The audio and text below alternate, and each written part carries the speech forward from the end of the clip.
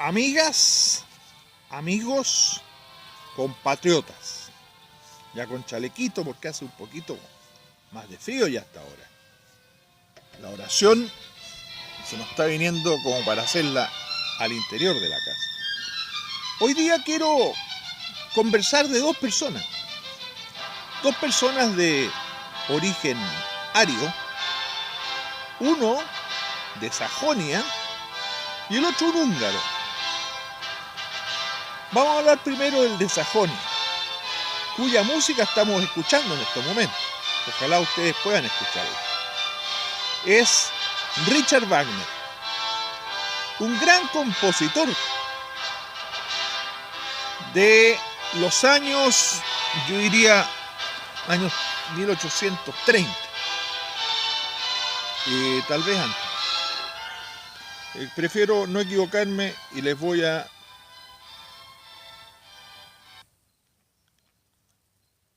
Este caballero de 1883. Por algo sirve tener un celular a mano. ¿Ya? Y vamos a seguir escuchando lo que me encanta. Richard Wagner tuvo no grandes óperas, sí grandes obras. El Anillo de los Nibelungos, Tristán e Isolda, El Entierro, una serie de obras que son muy interesantes. Se caracterizó por ser un compositor que le dio fuerza a la música, le dio unos quiebres marciales a la música. Gran parte de las marchas del ejército alemán y de nuestro ejército tienen sus raíces en Richard Wagner o en Strauss, como el caso de Radetzky. Pero Richard Wagner no solo componía, no solo hacía la música. Richard Wagner tenía la particularidad que él también hacía la letra de las canciones, los guiones de las óperas. O sea, era más completo que muchos otros. A Mozart, por ejemplo, Salieri le ayudaba a hacer o la música o las letras. Y a la vez era él el que creaba su propia escenografía. O sea, Wagner era completísimo. Un compositor, pero completísimo. Que cualquier música de Wagner ahora se escucha como actual. Y en 10 años más, 20, 30 años más también se va a escuchar como actual. Richard Wagner tuvo un hijo, se casó, tuvo un hijo, murió joven. Y a la vez Richard Wagner tuvo la particularidad de innovar en los teatros de ópera. ¿En qué? Antes, cuando venía una obra de ópera y se presentaba a la comunidad o al público, la orquesta o estaba a la altura del público y había un escenario donde estaban los que cantaban la ópera o los que actuaban la ópera, ¿ya? O la orquesta estaba en un costado. ¿Qué hizo Richard Wagner? Hizo un foso. Y en ese foso puso a la orquesta. Y fue el primero que presentó una obra como Tristán e Isolda con el foso de la orquesta. Y ese teatro existe aún en Austria. Aún existe.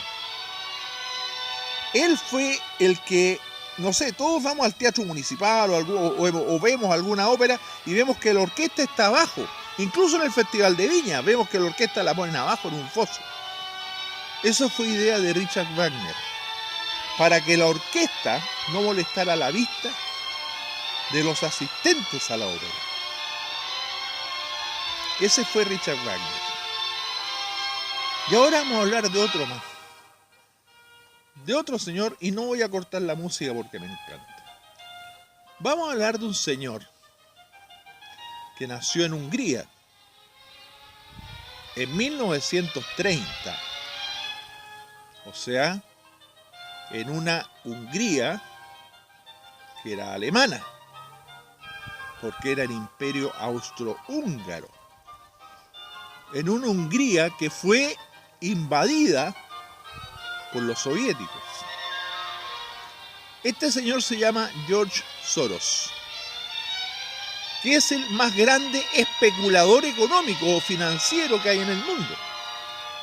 Tiene un patrimonio incalculable. Maneja pero realmente una fortuna. Y con su fortuna, este caballero ha logrado manejar también él grandes fortunas de otros afortunados. Este señor Soros, judío, no de raza, sino que de religión.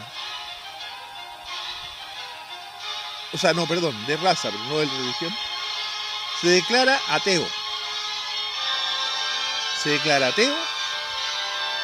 Y no tan ateo porque participa en la masonería. Vive en Virginia, que es una ciudad, es un estado que está al sur de Washington, D.C. Y él mantiene y financia gran parte de la masonería mundial. Todos tenemos la idea, incluso hay masones que me han escuchado, de que la masonería actúa oculta, de que es tenebrosa. No, hay gente masón, hay masones que son gente muy culta, les gusta mucho la filosofía, que es de lo que hablamos ayer, y la ciencia. Pero George Soros es una persona que busca manejar el mundo a través del sionismo.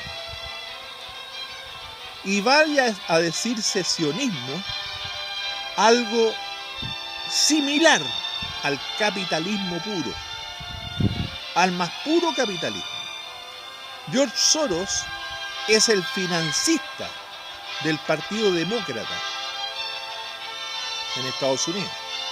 Es el financista de la prensa y gran parte de la prensa a nivel mundial, incluso en Chile. George Soros necesita que caiga un presidente al otro día y lo logra. Todo lo que le moleste a George Soros al otro día no existe. Aquí me voy a meter un poco en la fe católica. Leí sobre la renuncia de Benedicto XVI. Y la renuncia de Benedicto XVI fue en cierto modo orquestada por George Soros, quien financió al mayordomo que tenía en el Vaticano, el Papa Benedicto, para que le pasara información. Y esa información la dio a conocer. Y esa información se trataba sobre los malos manejos económicos en el Banco Ambrosiano, que es donde el Vaticano maneja sus plata. ¿Y quién estaba a cargo de eso? Era el cardenal Angelo Sodano, al mismo que estuvo acá en Nuncio Apostólico, el mismo que acompañó siempre a Juan Pablo II, al mismo que lo daban como papábil, como que podía llegar a ser papa. Pero George Soros se encargó de desprestigiar al Monseñor Angelo Sodano. Y Monseñor Angelo Sodano tuvo que esconderse o salir de la curia romana a una labor secundaria. Y siguió al lado de Benedicto XVI el cardenal Tarcisio Bertone. Dentro de la iglesia existe el poder de la masonería. Y hay masones que son católicos. Y según la lectura que hice ayer, y la cual no tengo por qué dudar, porque Coleman es un gran autor, y lo que él expresa es muy bien investigado, hizo que a través de la presión de Tarcisio Bertone, hacia Benedicto XVI renunciara como papa. 700 años atrás recién un papa había renunciado. 700 años atrás recién había renunciado. Hacía 700 años que un papa no renunciaba. Y ese papa renunció porque estaba muy enfermo y moría pronto. Y así fue.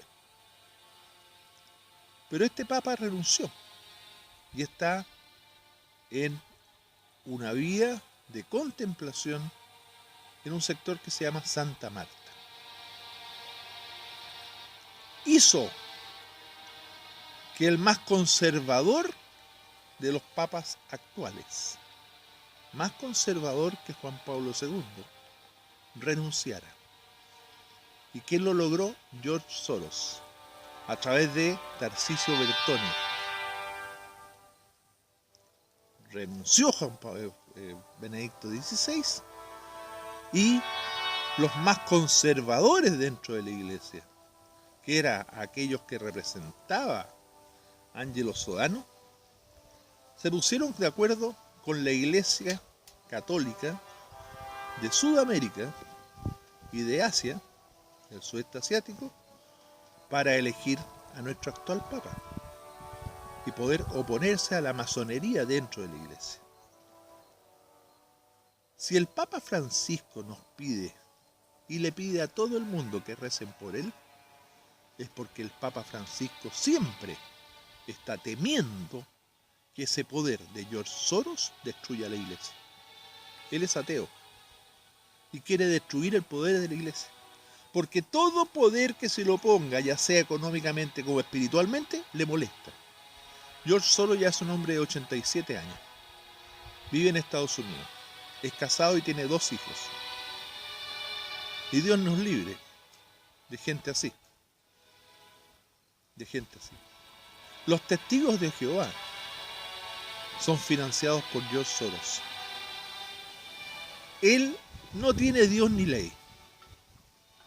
El poder es el que manda para él.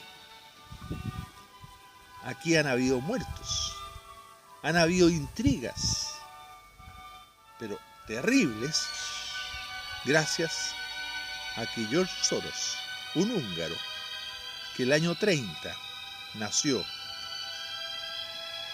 en Hungría, por supuesto, ¿ya?, salió arrancando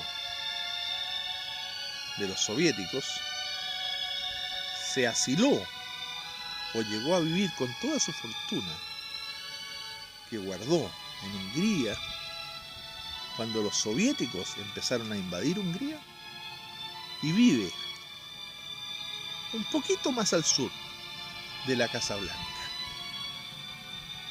George Soros es el más grande opositor a Donald Trump.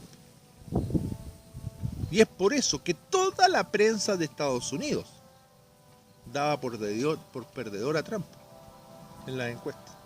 Toda la prensa de Estados Unidos daba por perdedor a Trump. Y es por eso que Trump tiene una muy mala imagen internacional. Pero en Estados Unidos le adoran. ¿Por qué? Porque dijo: América es para los americanos. Estados Unidos es para quienes somos los de Estados Unidos. Y lo que diga Trump, al otro día, en algún medio, se lo combate George Soros. Aquí en Chile, ¿en qué está representado el poder de George Soros? En CNN y en Chilevisión. Son los 2 canales de televisión que son de la Turner. Y la Turner es de George Soros. El gran grupo económico de George Soros es Quantum. Una línea aérea, pero inversiones Quantum. La más grande empresa y la más grande prevaricadora que existe en el mundo. Amigas y amigos, Dios nos libre de este señor Soros. No nos dejemos corromper.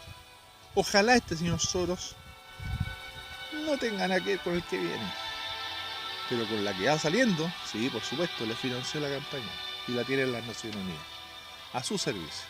Amigas y amigos, por un Chile libre, un Chile para todos. ¡Viva Chile!